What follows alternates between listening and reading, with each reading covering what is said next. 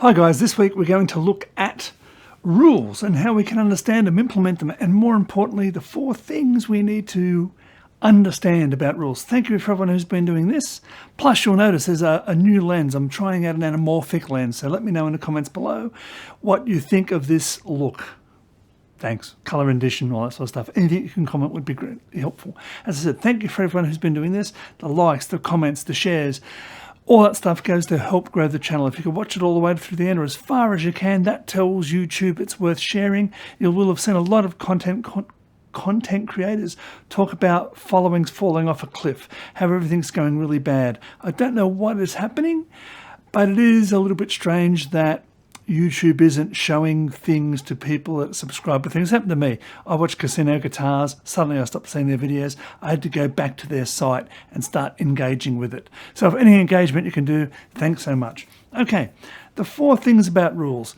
Firstly, let's look at that idea of a rule.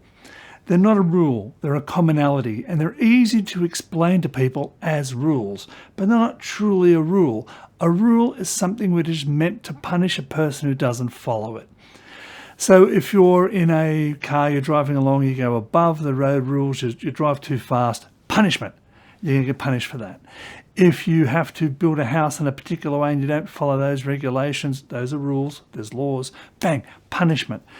They're not that, they're commonalities. And the way they've come about is because they're the things that, they're the common sense, but it's really hard to say screenwriting common senses. These are things that have made a lot of sense over time. So you really should stick to them. And they're a way of describing to people, well, it's sort of a rule. It's a rule of thumb, so to speak. So, but you won't be punished if you don't follow them. It doesn't mean you go and break them. So this is important thing number 1. The important part about the rules, even though they don't technically exist as rules, the important thing is they give people comfort. If you realize I'm going to turn on that light switch, I'm going to get light. But if I'm going to turn that light switch, I could get a shock, it might fall off the wall, I might get light, it might not work. That is discomfort. You don't know what's going to happen. It's confusion. It doesn't make sense anymore. But that's what these rules are. People go, oh, it's about 120 pages, might be 90, could be 150. Feels a bit weighty. I wonder what that's all about. But if it's 400 pages, I go, there's no way this is a screenplay. 400 pages. They open it up, it's in some weird, funky format. You go, oh, okay, it's a huge, big block of text. You go, even though we read novels that are pages and pages of big blocks of text, you look at it and go, oh, that makes me feel uncomfortable. And it's an indication that maybe this guy doesn't know how to write, or this girl doesn't know how to write. This person's struggling here with a big block of text. How's that going to be visual? All these things, this discomfort comes in. Why would you make someone feel discomfort about your writing? If you can go the comfortable route, it's better. If you went to a high-end restaurant and all they had were bar stools, you go, this doesn't feel like a high-end restaurant. The food might be amazing when you get it, but you're going to go, I'm sitting on a stool. I'd rather have something a bit better than a stool. It'd be discomfort. So you want to make people comfortable. Give them things that are familiar to them. Give them things that make them feel comfortable. Electric cars. How many electric cars have grills? They don't have radiators. But we're used to seeing a grill on the front of a car. Makes us feel comfortable. That's why they do it. Make sure it's feeling comfortable to them. They feel secure. They feel safe in reading what you've given them. Part 2 is, what does that actually say? What does the rule actually say? What is it trying to achieve? Think about that, not the words in the rule. Okay, so here's an example. People say, you can't write any more than 120 pages. Why? Well, a rough guide is about 1 page per minute of a screenplay. Some pages will be very dense and they'll be slower and they'll take a long time to film. Others will be really fast and you'll rush through them. But on average, it's about a page a minute. So 120 pages, they know it's going to be roughly a 2-hour film. 150 pages, it's creeping up towards 3 hours, which is an ask of a person to actually spend the money to make a 3-hour film. So that's the rule. It's roughly 120 pages. That's what it's saying. Make a film that can be produced at a reasonable budget. That's why it's there. No more than 4 lines of dialogue. Well, if you think of a page having roughly 66 lines, I think it used to be 66, let's say 70. It's easier for the maths. So 70 lines, 4 lines, what would that be? 70 over 4, 7 or 8 seconds maybe. That bit of action is going to be 7 or 8 seconds. If you give them 15 lines, what you're saying is, oh, this is at least a 30-second shot. This one thing is going to take 30 minutes to look at. Christopher Nolan says he tries to write, and I know he's a writer-director, he tries to write stuff that is going to be as long as it's on screen. So if he wants to write about a stained glass window behind someone and how the light comes through, and it's going to be really impressive, but it's going to be on screen for a second, he might just go stained glass window, like Craig sits in front of a stained glass window, and that's it. All the other stuff, it's not going to be on screen long enough to justify having all that stuff in it. Chris Nolan's a good example here. People talk about how you have to write. Oppenheimer, go find a copy of it and read it. It's all written in the first person. And he gave it to his brother and said, he wrote the first act, read this. And his brother started reading it and said, you've fixed the problem of people skipping over action lines. You've made them read the action lines because it's in the first person. I haven't seen any other screenplays written in the first person. And I probably couldn't do it myself, and I probably wouldn't suggest anyone else does it. But he wrote it all in the first person. Did that get thrown across the room against the wall? No, it didn't. It's Oppenheimer. It won Academy Awards. So that is not a rule. And that's the other thing. Rules have punishments, like I said. If there's no punishment, it's just a guide. It's an understanding. It's something. It's the thing. Some of the other rules, which are just good writing practices. Get in late, leave early. I've talked about this one a lot.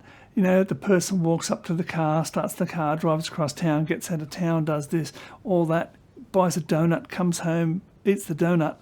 You could have started with him eating the donut. I was talking to someone about this the other day, and they had a short, a small script, and they had this. It was about New Year's resolutions. I won't say who the author was because I didn't ask their permission. But if they're watching this, they'll know. It's about a New Year's resolution to start a YouTube channel, and they had the person at the New Year's Eve party. So it was like started at a party, ended at a party. In the second party, they had the party again happening. And I said, well, all that party in the second part isn't what you wanted to get to. What you wanted to get to was them looking at last year's New Year's resolutions, and everything's ticked off except for that one thing. And now that's going to be the top of the list for the next year. So do that. Start there. You haven't had to pay for the party. You haven't had to pay those extras. And I don't know if you've ever recorded a party. It's the weirdest thing. My daughter did one. She did filmmaking as part of her high school. And she had a party scene. And she played the music and everyone was dancing. And then she turned it off and started filming. So everyone's doing that, dancing to complete silence. So she could get the dialogue of these two people talking. And then she had to get those people to talk like this, like they're talking over loud music. Yeah, I know. So she would capture the dialogue. And then in post, she added the sound in. So you had to have someone you had to have editing software that could add sound in. You had to have the rights to add the music in. All this extra expense when all you could do is have the person sit there ticking off a list. So starting late, ending early, yeah, that's a rule, but it's just common sense, and it's a commonality in screenwriting, and it's a really good thing. Look at what the rules are trying to get you to do, and then understand them, and you're picking up a technique. This is the important part of this. You don't want to pick up the rule, you want to pick up the technique. You want to understand why it's doing what it's doing. When people learn music, they'll learn to play a piece, and they'll learn it like a parrot. I've done the same thing. You learn songs from front to back. But then, after a while, you begin to see how that musician did that, why they had you doing that, why that transition, how you get between that chord and that chord. And you see the underlying method of it. Even though you've learnt the scale, but now you begin to see how the notes are stacked in the scale, and how they relate to chords, and how they relate to keys, and all this sort of stuff. Suddenly you begin to learn the movement of the world underneath the rule. Has a rule become outdated? Think about the Save the Cat type people, the stories, all those books that say, okay, start with the old world, the natural world. This is how the natural world starts. and then you introduce this, you introduce this. Then you've got to have a twist on this page, a twist on that page, a twist on this page. Those things are all good, and I'll discuss them real briefly. But think about movies that don't start that way. Think about movies that start with a flashback. I'm doing a lot of Nolan today. Think about Memento. Christopher Nolan speaks about Memento. There's a really good clip. Search on YouTube because you're watching this. You're on YouTube. He says Memento is a paper clip. The end of the movie's here and the start of the movie's there, and they're moving together, intercutting, and the film ends at the midpoint. So that's not the first 10 pages is this, then you stop over a threshold, and then you go on. The hero's journey, which is the first one, started from an extension of Carl Jung's theory of collective unconscious, how we all have this same unconscious thoughts. It's a shared experience. The culture that we've grown up around gives us this a shared unconscious. Well, they said, well, what about, do we have collected stories? This culture that's given us this collective unconscious, has it given us a collective narrative? Do we understand story from a collected way of thinking? So he went, I think it's Conrad, he went and studied them all and published this in 1938. So it's a pretty old text. And people have just revamped it and changed the titles and added things all over it. And what he said, fairy tales, all these sorts of things have a pattern that they fall into. And back to the beginning, because it makes us feel familiar, makes us feel comfortable. It all starts off with long time ago, back in a galaxy far, far away, normal world. Then this happens, inciting incident. And then something else happens. And then you've got to cross the threshold and go on the adventure. But first you've got to deny the adventure. Star Wars.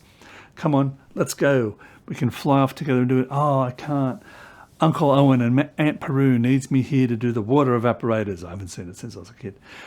Okay. Oh, they're all dead. Good, let's go. So he refuses the adventure. Then he accepts the adventure and he goes off. And he meets a mentor. Well, he had that. That's Obi-Wan Kenobi. Then a mentor dies. That's in the classic stories as well. He has companions. Dark night comes. And then, everything's gone really, really bad. This is the dark night of the soul. Oh, use the force. He's flying along. Oh, he's getting shot at. The bad guys close in. And then, bang. Han Solo, just defeats Darth Vader. He flies off. Luke gets a shot. Everything's happy. Everyone's fantastic. That's the classic story. It falls straight in. But is that what we're seeing now?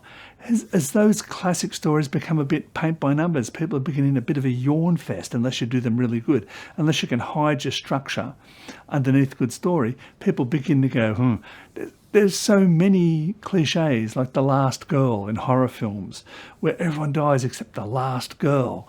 There's all those sorts of things. And that's why zombie movies, because they became all predictable. The zombies are a bad thing, but then people become the worst thing. And then you'll always have this bad gang that's coming to do this or coming to do that. And then the whole world falls apart. It became a bit cliche. It becomes a bit the same. If you're stuck hard and fast to the rules, you would only ever write Save the Cat hero's journey type stories. But you might want flash forwards.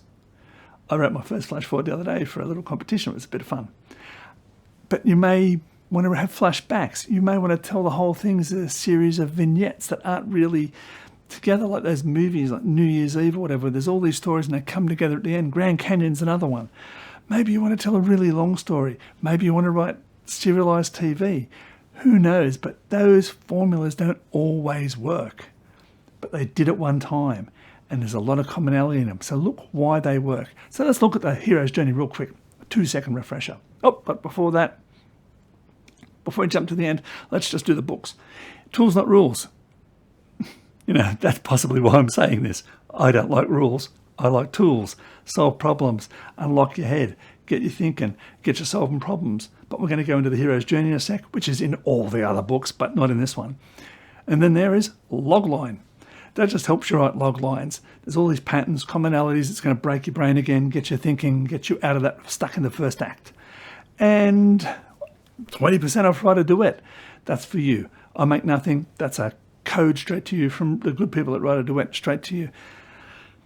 Okay, let's talk about Save the Cat, the hero's journey, story, the backward Hafenagel, whatever theory you use, they all tend to follow the same thing. They all follow that. They all have different names, different slight beats. Some will name page numbers, some will name percentages, some will name breaks. It doesn't really matter. They're all the same thing. Why? Because if you stay in one note, it gets boring. And they're teaching you, after you've done this, do that. Break the note. Make a change. Then you go a bit further. Break it again. Do a change. Now we're going to have the person in his old world, now take him to a new world. So now you have to get the audience to start learning things, just like he's learning. He's going to be the proxy for the audience. They're going to feed each other. He's learning new things. He's getting threatened. He's getting excited. Okay, now there has to be a turn where what he thought he was doing isn't what he's doing anymore. The world's changed again. Oh, throw everyone off their feet. Get everyone moving differently. Okay, now we're in the middle. Now the whole thing has to turn on its head. He was winning, or he was losing, whatever was happening. Now there's been a big event and everything's changed. Holy hell, he thought he was just delivering the plans so they could go and do something. But now he's going to go and do that thing. He's gone from being a delivery guy to being the hero, or he's gone from being a hero to now being a prisoner and having to be rescued. But there's a complete flip. Stops people from getting bored. More of this, and then more flips, and we come to the end. And now we're going to start. So you can see what I mentioned, I said change your pace. Think of it a bit like a song. It starts, has some sort of motif to it, then it goes into a chorus, verse, chorus, then you have the middle eight, which isn't a verse or a chorus, but has the same feel. Then verse, chorus, and we end. Or you look at something like Bohemian Rhapsody or Stairway to Heaven, these big operatic type songs that have light and dark and different moods and different feelings. And that's why people love them. Can you name another song off Night of the Opera, the Queen album? They had Bohemian Rhapsody on it? No, but they made an entire movie about that song, Bohemian Rhapsody, didn't they? Or what did I say the other one was? Stairway to Heaven. Yeah, Led Zeppelin songs, there's heaps of good ones. But what's the other masterpiece? Everyone knows Stairway to Heaven, but you ask someone who's not into Zeppelin, name another song. They might go, oh, Kashmir, or something else, rock and roll. Those big epic things follow this sort of hero's journey. Light, dark, change in tempo, move around, different things, stop people from getting bored. The reason that's there is to stop people from getting bored. Okay, guys, that's it. As always, thanks for all these things. As always, keep writing. Bye, guys.